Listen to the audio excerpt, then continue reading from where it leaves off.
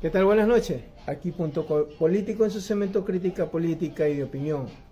Cultura general. Aprendiendo de la historia. Jaime Hurtado Larrea. El cáncer de Ecuador. Sí, ese es el diagnóstico que tuvo Ecuador en su momento, cuando muere Jaime Roldós Aguilera, asesinado obviamente, y en campaña, como binomio, apoyó todas las ideas de quien en vida fue Jaime Roldós Aguilera. Viene Hurtado, muere Jaime Roldós Aguilera, y viene Jaime Hurtado Larrea y toma posesión, como tiene que ser, y ya en el poder el libreto cambió. Ya no era aquel hombre socialista que apoyó a Jaime Roldós Aguilera. Por eso es que Jaime Roldós Aguilera, en una de sus expresivas decía: estoy rodeado de ladrones y traidores. Él era uno de ellos.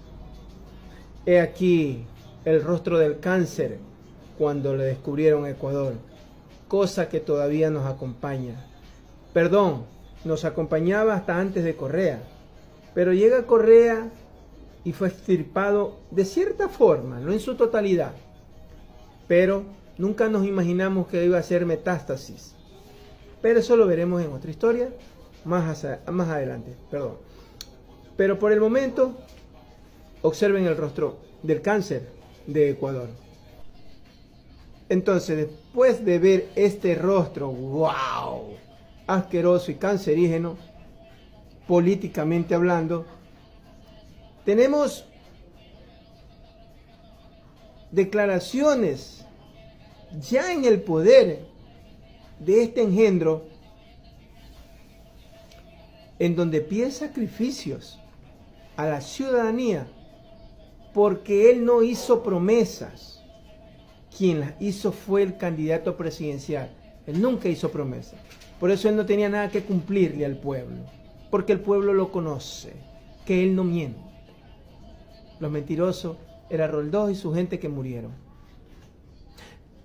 Para que lo veas, para que lo escuches y te des cuenta de que antes de Correa, estas sémilas, estas lacras políticas, tenían la maldita costumbre de verle la cara de cojudo al pueblo y de verle las costuras al pueblo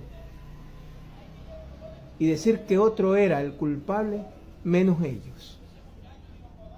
Y aun cuando el Ecuador tenía petróleo, ya ellos se lo estaban faenando. ¿O tú nunca te has preguntado por qué estas lacras humanas, mal llamados políticos, que saben cómo gobernar, y cuando estuvieron en el puesto no supieron qué hacer? Aquí las expresivas de este tumor cancerígeno, del cual ya tenemos que deshacernos. Aquí para que lo escuchen. Señor presidente, ¿podría usted resumirnos brevemente la situación que actualmente afronta el Ecuador y en especial en el campo económico? La situación de Ecuador se parece bastante a la de otros países del tercer mundo, porque a pesar de que nuestra patria exporta petróleo, apenas es un productor marginal de petróleo. Y como consecuencia hemos sufrido las consecuencias de la crisis económica internacional, que se expresa en la reducción de las compras que los países industrializados hacen a los países que producimos materias primas y productos alimenticios. Como consecuencia de eso, pues, la economía ecuatoriana ahora no puede seguir con la holgura que tuvo en los años 70, cuando aparte de aumentar significativamente el volumen de nuestras exportaciones, contamos con un mejoramiento anual de los precios del petróleo principalmente. Si han cambiado las situaciones económicas, es necesario cambiar las políticas económicas, y a mí me ha parecido indispensable anoche señalar la conveniencia de una política de austeridad. Señor presidente, en su mensaje precisamente los ecuatorianos anoche usted pedía sacrificios debido a la situación que usted planteaba, las coyunturas que se ofrece al Ecuador en este momento. ¿No cree que esa situación de sacrificios que usted plantea puede restarle popularidad a su gobierno e incluso quitarle piso político?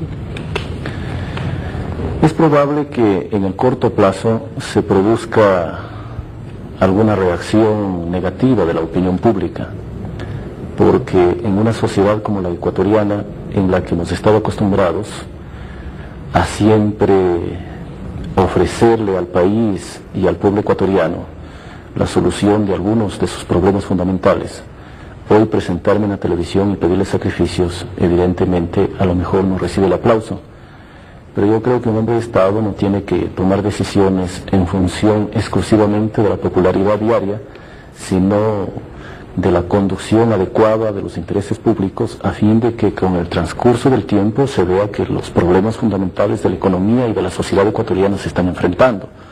Por otra parte, precisamente estos sacrificios van a ser necesarios para llevar adelante la política de obras públicas, de reformas y de transformaciones que contiene el Plan Nacional de Desarrollo. Quisiera volver un poco sobre el tema que le planteé anteriormente, y es este. ¿Usted estaría entonces dispuesto a perder popularidad y a sacrificar incluso su imagen política en aras de los intereses de su país? Mi estilo político ha sido un poco diferente del que tradicionalmente se ha practicado en nuestro país. En la campaña electoral yo no fui un candidato que hice ofertas al pueblo ecuatoriano. Le hablé a los ecuatorianos en los términos que hablé anoche. Y como vicepresidente de la República he procedido de la misma manera. Mi estilo siempre fue hablarle al Ecuador con absoluta franqueza y realismo, de tal manera que los ecuatorianos me conocen muy bien y me parece que aprecian a un político que no le engaña a la opinión pública, que le dice la verdad y que aquellas cosas con las que se compromete las cumple. Eso ha pasado cuando yo fui candidato, cuando fui presidente, y espero que el pueblo ecuatoriano comprenda que hoy estoy trabajando en última instancia por sus intereses, aunque en el corto plazo podamos tener algunas dificultades. Señor presidente, en Colombia existe un gran interés por conocer la posición ecuatoriana con relación al Pacto Andino. ¿Nos puede precisar los factores que condicionan de su gobierno para la permanencia ecuatoriana en el pacto?